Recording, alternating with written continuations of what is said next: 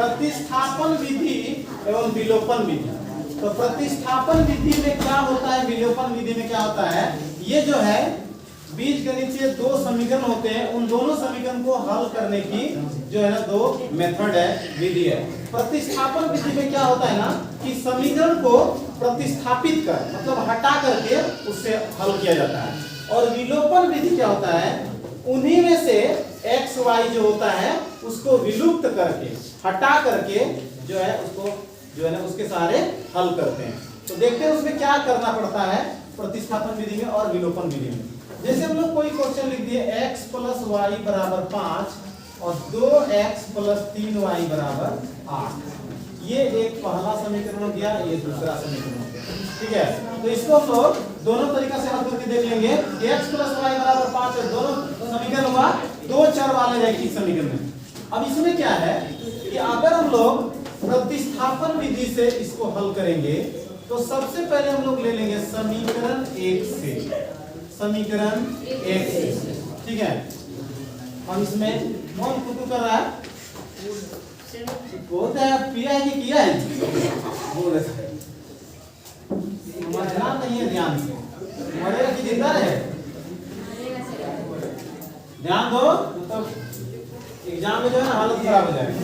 समीकरण 1 से, तो समीकरण 1 क्या है, x + y = 5। करना क्या है कि इन दोनों में से किसी एक को इस साइड में रखना है और बाकी को घर लेकर चले जाना है। तो जैसे हम लोग x सिंगल है ना, x = 5,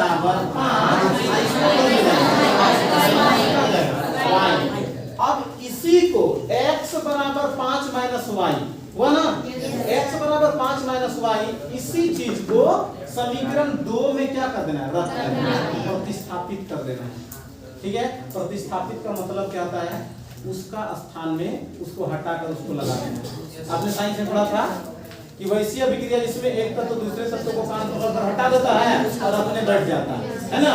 तो प्रतिस्थापन का मतलब यही होता है। अब क्या है कि समीकरण 2 में ऐसे लिख देंगे, समीकरण 2 में x का मान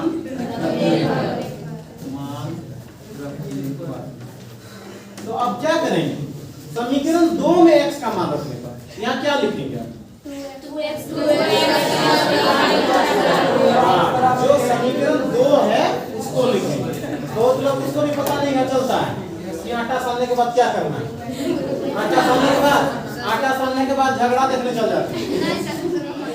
हाँ, दाल चढ़ा दी, दाल और इसके बाद जो है ना उसको ध्यान नहीं है कि हमको दाल देना है। एक बार क्या की, एक लेडीज थी वही गांव में ही, और दाल मतलब चढ़ा दी, ऐसे क्या हुआ, इतने में ना उसके बगल में मार हो गई, किसमें, वो गोतनी में झोंटा झोंटी हो गया। अब जो है ना क्या हुआ, ये जो है दाल चढ़ा के चल गई झोटा झोटी देखना। जब वहाँ मार होने लगे, वहाँ देखते रहे तब याद आया बाद में कि जो है ना कि हम तो दाल चढ़ाए थे, आई दौड़ने आकर के इसको क्या की, डायरेक्ट देखी क्या कि हम जो है ना पानी ली, आप पानी लेकर के डायरेक्ट उसमें दे दी। जैसे डाली उसका जो पतीला होता है ना, डेकची, वो जो है ना सीधा गया चूल्हा में जाकर। क्यों, अब बताओ क्यों हुआ, क्योंकि उन्होंने पानी ही नहीं डाला था उस पतीला में, पानी नहीं डाला था, ऐसे चूल्हा में चढ़ा के चली गई थी। और वहाँ कोयला के जो लौ है, ताव है, उससे पूरा गनगना गया था और इतना जो हुआ था ना कि वो एकदम गर्म होकर पूरा लाल हो गया था। जैसे पानी डाली वो पूरा का पूरा कहाँ चला गया, दाल बहुत बढ़िया बन है ना। तो इस तरह से ध्यान देना है, ये नहीं कि समीकरण 2 में रखने पर, आपने लिखा समीकरण 2 में रखने पर वहां पे डाल दिया समीकरण 1, क्या घंटा बनेगा, नहीं बनेगा। तो ध्यान रखना है कि दाल चढ़ाना है तो दाल पे ध्यान रखना है। तो समीकरण 2, तो समीकरण 2 आपका यहाँ पर है, अब क्या करना है, ध्यान से बनाना है, रोटी नहीं दाल। तो x के जगह में 5 - y + 3y = 8। सब ध्यान देना है, ब्रैकेट के बाहर है तो दोनों से गुना होगा ना, दोनों से गुना होगा, मतलब इससे भी गुना होगा, इससे भी गुना होगा। कुछ बच्चे इतने महान होते हैं कि एक से गुना करके छोड़ देता है, नहीं बनेगा, बिल्कुल नहीं बनेगा। अब यहाँ पर हम लोग ब्रैकेट डाल दिए, लड़कियों की संख्या इतनी है तो लड़कियों की संख्या में ब्रैकेट डालें कि जो है ना इन लोगों को साइकिल मिलेगा, तो ब्रैकेट डाल दिए तो साइकिल किसको मिलेगा? लड़की लोग को। लड़का लोग को मिलेगा नहीं, लड़का लोग में ब्रैकेट में डाल दिए कि इन लोग को टेम्पू मिलेगा। टेम्पू मिलेगा लड़का लोग को, टेम्पू मिलेगा और लड़की लोग को क्या मिलेगा? साइकिल। अब पता चला कि दोनों में ब्रैकेट डाल दिया, पूरा बड़का ब्रैकेट रहता है नहीं पूरा, इसमें गर्ल्स भी है और बॉयज भी है, और दोनों में ब्रैकेट डाल दिए और लगा दिए कि इसको जो मिलेगा वृद्धा पेंशन। वृद्धा पेंशन किसमें मिलेगा? दोनों को मिलेगा। ध्यान रखना ब्रैकेट का मतलब। अब आप मिले कि समझ में आया होगा कि ब्रैकेट के बाहर कौन है? दो के साथ 5 भी गुना होगा और कौन? y भी गुना होगा। देखो उदाहरण से ज्यादा सटीक एकदम मारता है पॉइंट, एकदम सही है। तो 2 पंचे 10, प्लस माइनस भी ध्यान रखना है, प्लस माइनस ये अपने से माइनस दिया क्या था? 2 गुना y प्लस 3y ध्यान रखना है क्या होता है। अब देखिएगा बहुत बच्चा क्या करेगा, 10 में तू घटा देता है, घटेगा? अरे ये तुम्हारा गोतिया नहीं है जी, इसका गोतिया यहाँ 10। अब इन दोनों में फैसला करना है, बता दो रिमी।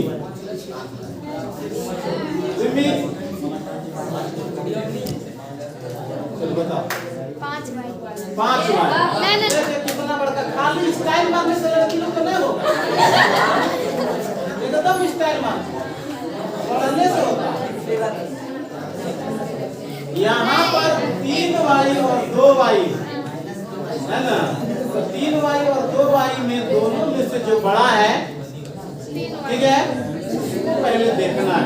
लड़का लोग पीछे बात कर रहा है, 3y और 2y में ये मंत्र याद रखना है कि इन दोनों में से जो बड़ा रहेगा उसका चिन्ह आप लगा दो पहले। तो क्या है? तो 3 का चिन्ह प्लस था ना, लगा 3 में 2 आप घटा 1y बच गया ना, बराबर क्या बचा? अब क्या है कि देखना है कि गोतिया गोतिया मिलाना। तो अब देखो y यहाँ पर रहेगा बराबर 8, ये उठ के गंगा पर जाएगा, गंगा पर जाएगा तो घाटा लगेगा ना, घाटा उड़ा लगेगा ना, यहाँ प्लस है इधर जाएगा तो माइनस, ठीक है। अब y बराबर क्या होगा?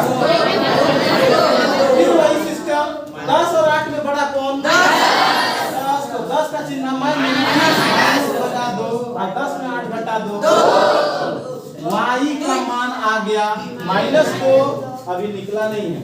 अब y का एक आंसर हो गया, लेकिन अब x का भी तो चाहिए ना, कितना है? y का मान किसमें? 1 में सर 1 में रखेंगे, 2 में रखेंगे तो नहीं आवेगा क्या? आवेगा ही, ठीक है। अब समीकरण क्या लिख रहे हैं? 1, तो 1 उतार दो, x लिख देंगे, y की जगह में क्या बैठाएंगे? आपने इसको फाइंड आउट किया है भाई, तो -2 आप यहाँ लगा देना बराबर 5, तो x प्लस माइनस -2 बराबर 5, ये फिर गंगा पर जाएगा, -5 में 2 जोड़ेंगे 7, ये आंसर आपका हो जाएगा। क्योंकि ध्यान रखना है कि इन्हीं सब में स्टूडेंट लोग गलत करते हैं। इधर देखो स्टाइल मारने में लड़की लोग रहेंगे, माइनस है तो इधर जाएगा तो प्लस हो जाएगा, इसलिए क्योंकि गुना में, मैं एक बार ट्रिक बताया था, गुना में बटा और घटा में जुटा, बिल्कुल याद कर लो, गुना में बटा घटा में जुटा, घटा है तो जुटा होगा ना, जुटा तो घटा हो जाता। तो 5 + 2 बराबर कितना? 7 is the answer of this question, ठीक है ना। इस तरह से y का मान और x का मान निकल जाता है।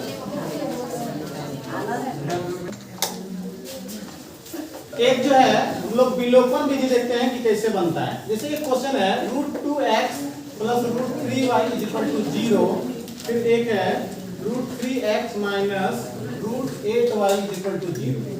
अब ये क्वेश्चन है समीकरण 1 और समीकरण 2। प्रतिस्थापन विधि सीख लिए। अब देखना है विलोपन विधि। विलोपन विधि जो है इसको एलिमिनेशन मेथड कहते हैं। एक और विधि है, इसका नाम है गुणांकों को बराबर करने की विधि। ठीक है ना। तो आप देखिए कि अब एग्जाम में आएगा ना, तो विलोपन विधि जो सबसे सस्ता मेथड होगा उससे आराम से बना सकते हैं। अमीर गरीब सब बना लेंगे। अमीर गरीब का मतलब क्या है? पैसा कौड़ी से जो कमजोर होता है उसे गरीब करते हैं, और खोपड़ी से जो मजबूत होता है उसको अमीर।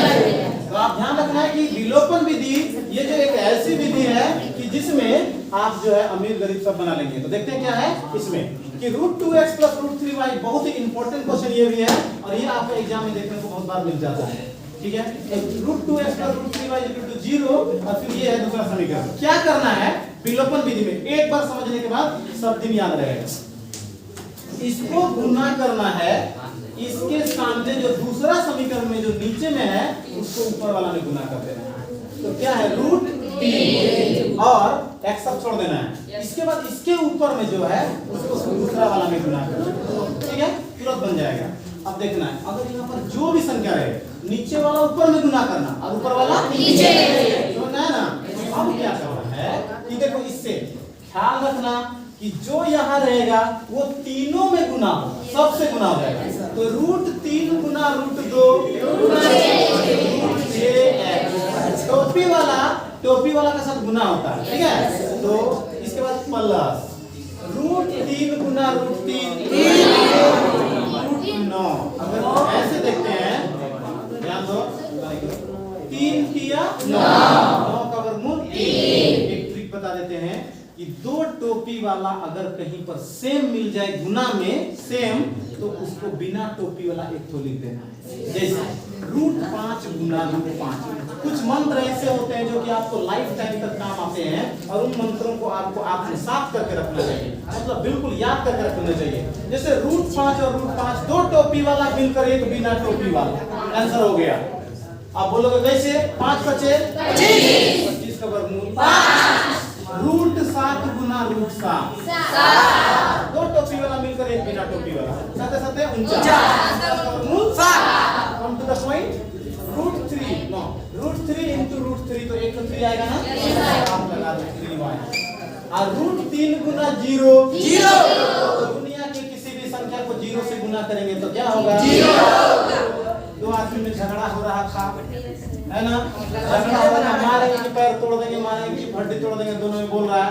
दूसरा वाला चुपचाप सुन रहा था, वो बुरा बकबका रहा, बोला सुनो, बकबक ज्यादा करेगा ना तो 0 से गुना कर देंगे, खत्म हो जाओगे।